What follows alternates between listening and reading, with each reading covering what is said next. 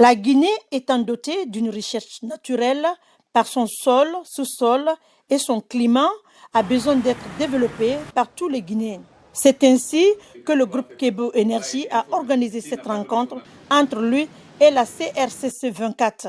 Le but est la signature du protocole d'accord de la construction du terminal pétrolier en Guinée et l'exploitation des mines de Télémélé, Gawal et Boké. Quand vous entendez un pays, c'est l'énergie.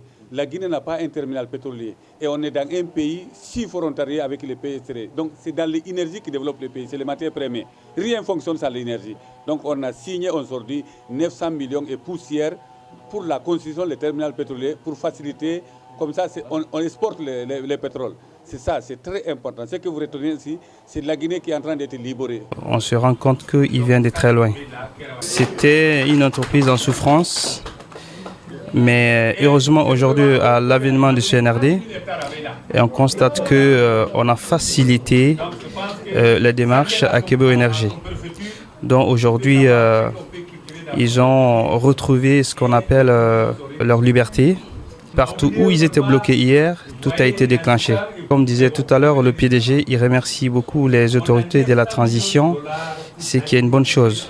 Ça veut dire qu'aujourd'hui, notre pays est en train de bouger. Qu'un Guinéen, pour la première fois, arrive à ce stade de décrocher un tel contrat en tant que Guinéen, je ne peux que m'en réjouir.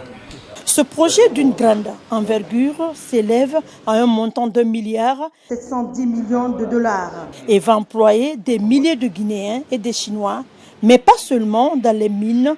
Le groupe Kebo Energy et ses partenaires CRCC 24 évoluent aussi dans le domaine agricole.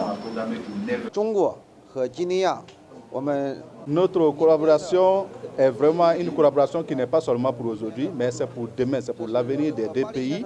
Et nous sommes vraiment contents et nous remercions la Guinée à travers M. Barry. Et travailler avec M. Barry, vraiment nous sommes contents parce que c'est quelqu'un de confiant. Nous espérons qu'avec M. Barry, nous pouvons être en Guinée comme si nous étions chez nous.